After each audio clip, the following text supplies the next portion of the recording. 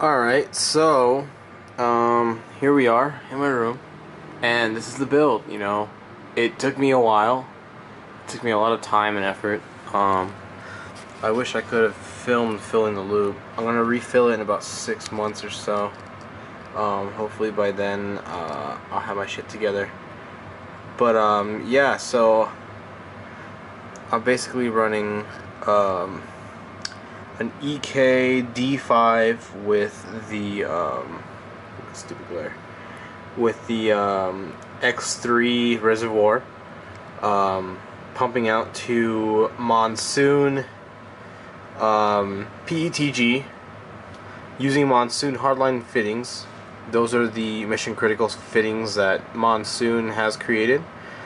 They're not like normal push-in fittings, such as normal, most quote-unquote compression fittings. These are real compression fittings. You can, here, let me pull off the side. You can literally go in here and yank. You can yank on this, and it's not going to come out because the way that they're constructed.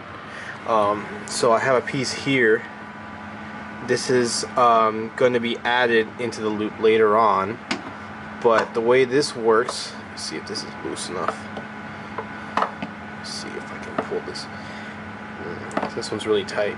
Anyway, I just got interrupted. But anyway, so here, if I can, I'm gonna pause it again. Alright, so if I could explain. So this is a piece of PETG right here, this long tube right here. And it comes, when you cut it, it has this flat end on it. Well, the way that the Monsoon fittings work is they have these little collars. They're little acrylic collars that you use ultraviolet curing glue. Some people use cyanoacrylate, crazy glue, super glue, whatever you want to call it, or even epoxies. But I use UV glue. It's the easiest and most friendly to use. And they come with 4 pieces. So you have so whenever you have your tube cut and bent to whatever size shape you want, at the very end you glue on this acrylic piece.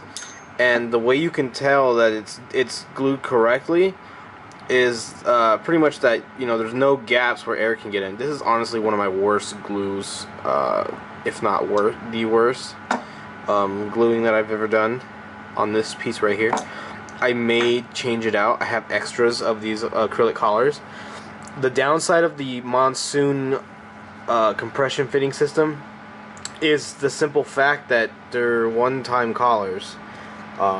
You're not going to be able to just try again if you don't like the shape, or if you have some inconsistency or some discrepancy that you don't like in your tubing. So that's something you may want to consider before you buy them. And they're not cheap. They're $40 for. They're like 30. I think the cheapest I saw them for was like $28 for 6. They're anywhere between $28 to $40 for a set of 6. I'm using 16mm PETG. So anyway, the way that these work is you glue that on with the collar behind it, and with the collar here, it basically slips over past the acrylic collar, and you have these threads showing right here. And you have this piece right here that bolts into any G quarter inch, G one quarter inch thread, which is everything, water cooling.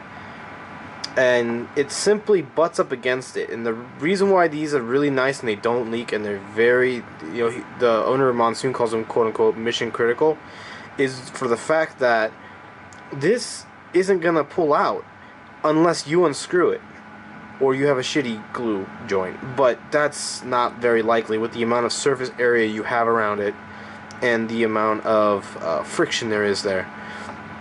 But the other thing is, most other quote-unquote compression fitting systems for hard tubing, they use the O-ring in a way that they're not meant to be used. And that way is basically they use the O-ring on the outside of whatever they're trying to, on the outside of the tubing, on the inside of the fitting.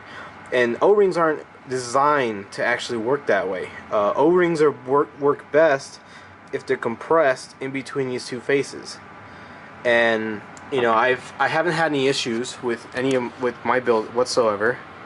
I went straight to the hard tubing. I went straight to Monsoon. I didn't try any of the other hard tubings. I'm going to be moving a lot, so I need this computer to be able to be taken at any point and not leak. But the other thing is, if you have hard tubing, what I found, this little trick. I have this right here cut. So this was between two pieces that were separate, because this piece right here is a very long piece. So in order to get it to come all the way over here, you know, I have to have a ridiculously long silicone insert for the bending process, and I don't have one that long. But what I did do is I used 16 millimeter or 5/8 rubber or whatever tube. I don't know what exactly this material is. It's a piece of tubing, and my dad, he actually just pulled it out of the garage and gave it to me. But the reason why that's cut is because in a couple months I'm going to be replacing my water block with something a little bit more substantial. This water block I've been using for 5 years, and it's the reason why my pump died, is because it got clogged. So yeah, I didn't realize that the temperatures rising were a symptom of the water block being clogged. But this video is going to be way too long. But yeah, I'm basically going to be cutting the ends just a little bit shorter on each side, and installing this Bits Power T to basically a drain. And the reason why there's a hole here is because there's a hole down here. This is a 800D case that I got for 40 bucks off some guy in Compton. Don't go to Compton for computer cases, by the way. Terrible idea. But yeah, I got lucky on this one. And I have a 280X that's going to be replaced with a 1080 or a Titan X, Pascal, of course. But I mean, this is what I've gotten so far, and it's not too bad. But yeah, I mean, if anyone has any questions about the Monsoon fittings, I recommend them. They're a little bit more cumbersome than most other compression fittings for hard tubing, but I mean, they're very reliable if you do construct them correctly. Like I said, I mean, I can go in here and really yank on any of these fittings and not have to worry too much. I mean, if it were acrylic, I would worry more about the tubing breaking and splintering than the tubing coming out of the fittings. But yeah, so I mean, I have a 4790K overclocked to 4.6 stable, and it's running here. Let me pull up my program here. So I'm running a stable 4.6 gigahertz overclock. Right now it's running at 4.2. I mean, it fluctuates. I don't have it set on static speed. It fluctuates, but it goes up to 4.6, and I can maintain a 25 to 29 degrees Celsius average, most of any time. I'm also using Black Ice GTX 360, very thick radiator. I believe it's a 35 millimeter thick radiator. But on top of that, I'm also running the IPPC knock to a 3000 RPM fans. And I mean, right now they're not too bad. This sounds like a normal computer, if not just a hair louder. But if I were to go into here and go into my fan expert and change the profile to full speed, these Noctuas move a lot of air. It's a lot louder.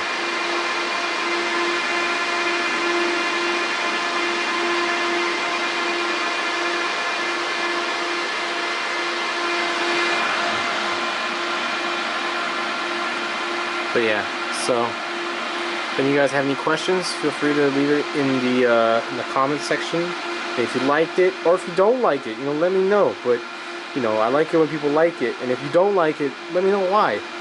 I can give you better content if you tell me what you like. So thanks, guys.